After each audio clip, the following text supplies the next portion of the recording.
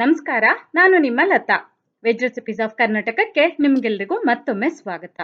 ಇವತ್ತು ರೋಗನಿರೋಧಕ ಶಕ್ತಿನ ಜಾಸ್ತಿ ಮಾಡೋಕ್ಕಾಗೋ ಥರ ಒಂದು ಸುಲಭ ಮತ್ತು ರುಚಿಕರವಾಗಿರುವ ಸಾರು ಅಥವಾ ರಸಂ ಹೇಗೆ ಮಾಡೋದು ನೋಡೋಣ.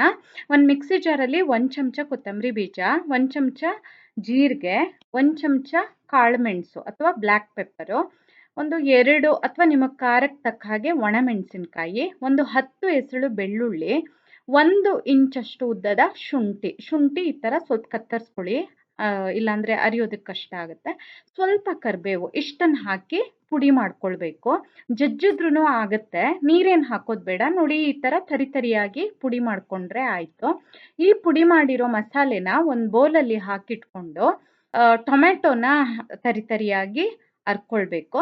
ಅದಕ್ಕೆ ನಾನಿಲ್ಲಿ 2 ಟೊಮೆಟೊ ತೊಗೊಂಡಿದ್ದೀನಿ. ಟೊಮೆಟೊನ ಈ ಥರ ಸ್ವಲ್ಪ ದೊಡ್ಡದಾಗಿ ಒಂದು 8 ಪೀಸ್ ಆಗೋ ಥರ 2 ಟೊಮೆಟೊನ ಕತ್ತರಿಸಿ ಅದೇ ಮಿಕ್ಸಿ ಜಾರಲ್ಲಿ ತೊಗೊಂಡು, ನೀರೇನು ಹಾಕೋ ಅವಶ್ಯಕತೆ ಇಲ್ಲ.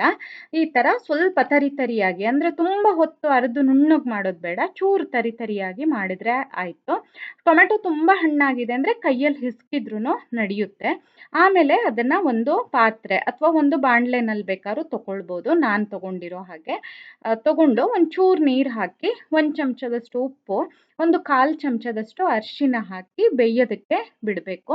ಒಂದು ಸಲ ಮಚ್ಚಿ ಅದು ಕುದಿ ಬಂದ ಮೇಲೆ ನಾವು ಮುಚ್ಚಳ ಮುಚ್ಚಿ ಒಂದು 2 ನಿಮಿಷ ಬಿಟ್ಟರೆ ಸಾಕು, ಬೇಗ ಬೆಂದುಬಿಡುತ್ತೆ ಟೊಮೆಟೊ ಬೇಯುವಾಗ ಈ ಉಪ್ಪು ಮತ್ತು ಅರಿಶಿನ ಹಾಕಿದ್ರೆ ಟೊಮೆಟೊ ಬೇಗ ಬೇಯುತ್ತೆ.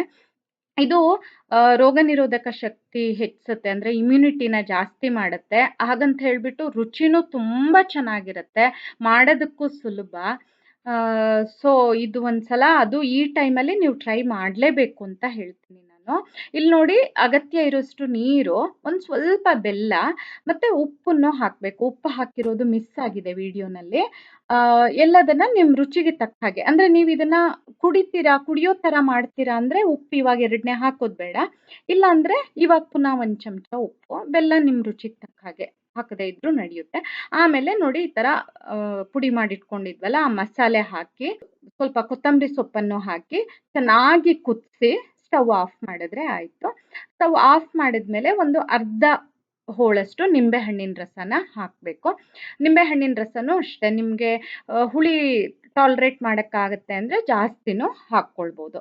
ಆಮೇಲೆ ಒಗ್ಗರಣೆ ಹಾಕಿದೆ. ಒಗ್ಗರಣೆಗೆ ಎಣ್ಣೆ, ಸಾಸಿವೆ, ಜೀರಿಗೆ, ಸ್ವಲ್ಪ ಕರಿಬೇವು, 4 ಕಾಳು ಮೆಂತೆ ಬೇಕಾದರೂ ಹಾಕ್ಬೋದು ಒಗ್ಗರಣೆಗೆ.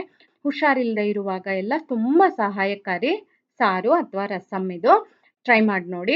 ನಿಮ್ಗೆ ಈ ವಿಡಿಯೋ ಇಷ್ಟ ಆದಲ್ಲಿ ಲೈಕ್ ಮಾಡಿ, ಶೇರ್ ಮಾಡಿ, ಕಮೆಂಟ್ ಮಾಡಿ, ಹಾಗೆ ನಮ್ಮ ಚಾನಲಿಗೆ ಸಬ್ಸ್ಕ್ರೈಬ್ ಮಾಡೋದನ್ನು ಮರಿಬೇಡಿ. ಧನ್ಯವಾದಗಳು.